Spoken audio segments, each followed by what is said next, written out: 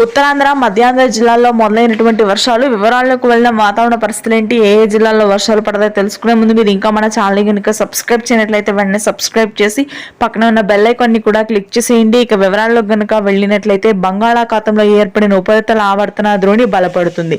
దీని ప్రభావంతో ముఖ్యంగా ఉత్తర కోస్తా జిల్లాల్లో వర్షాలు మొదలయ్యాయి. శ్రీకాకుళం, విజయనగరం, విశాఖపట్నం ప్రాంతాల్లో తేలికపాటి నుంచి మోస్తరు వర్షపాతం నమోదవుతుంది. రాత్రి నుంచి అరకు, పాడేరు, లంబసింగి, సీతమ్మధార, టెక్కలి వంటి ప్రాంతాల్లో భారీ వర్షపాతం నమోదు కానుంది.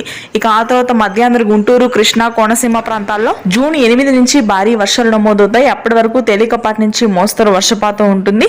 ఇక ఆ తర్వాత ఉత్తర తెలంగాణ, అదేవిధంగా మధ్య తెలంగాణ ప్రాంతాలలో మాత్రం ఉష్ణోగ్రతలు కొనసాగే అవకాశం ఉంది. దాదాపుగా హైదరాబాద్ నగర ప్రాంతం మొత్తం కూడా భారీ ఉష్ణోగ్రతలు ఉంటాయి. ఇవాళ రేపు అక్కడక్కడ మాత్రమే తేలికపాటి జల్లులు నమోదవుతాయి. దక్షిణ తెలంగాణలోని మహబూబ్ నగర్, గద్వాల్, నాగర్ కర్నూలు, వరంగల్ ప్రాంతాల్లో తేలికపాటి నుంచి మోస్తరు వర్షపాతం నమోదవుతుంది.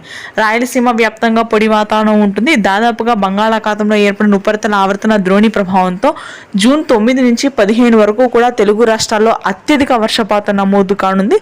ఇది ప్రస్తుతానికి ఉన్న latest weather update. Thank you.